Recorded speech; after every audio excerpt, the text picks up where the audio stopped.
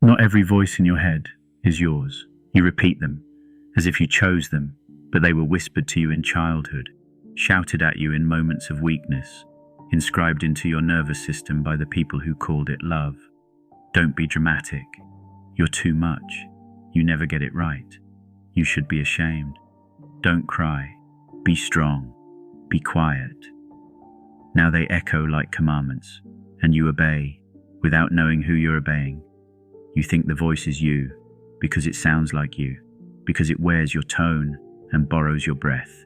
But it was built, stitched together from every moment you weren't allowed to feel, from every time your truth was dismissed, from every apology you gave just to keep the room calm.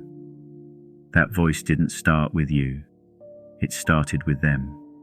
The parent too afraid of emotions, the teacher who mistook shame for discipline, the lover who loved you small, the world that said, tone it down or be alone.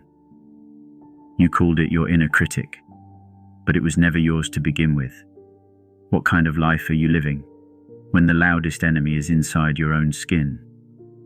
You wake up already in a courtroom, accused, judged, sentenced, and the jury is made of voices you never invited, but never questioned. You're lazy. You're fake. You'll fail again. They'll leave you. You should have known better. You're not enough. And so you scramble to prove yourself to a ghost, trying to outrun a belief that never belonged to you. Somewhere along the way, you learned that being good meant being quiet, that being loved meant being small. So you silenced the rebel inside, tucked away the dreamer, muted the parts of you that didn't fit the mold, and in their place, you grew a voice of control, a voice that keeps you safe by keeping you invisible, a voice that trades truth for approval, a voice that says, don't stand out, don't take space, don't ask for more. And you call that voice maturity.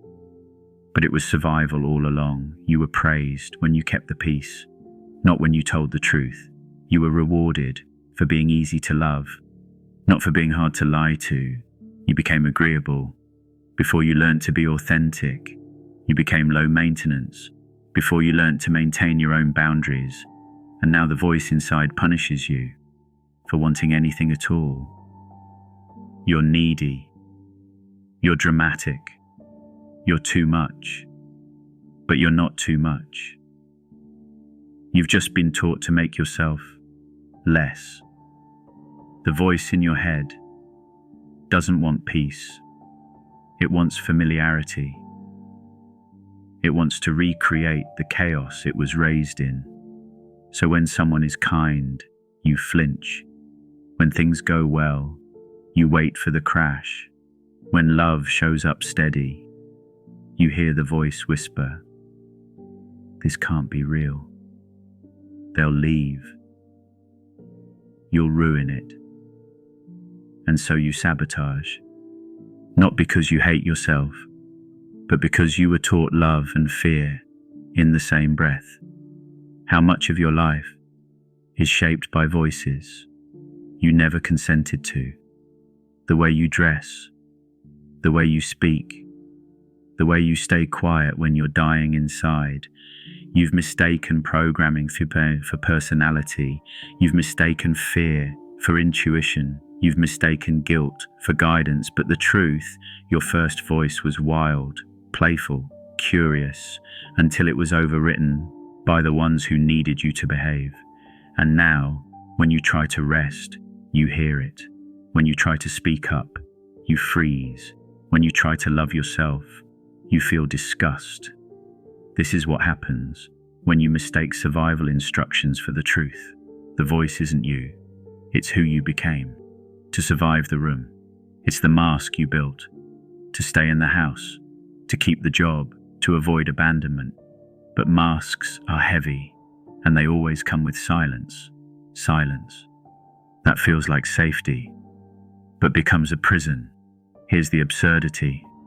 The voice that once protected you now imprisons you.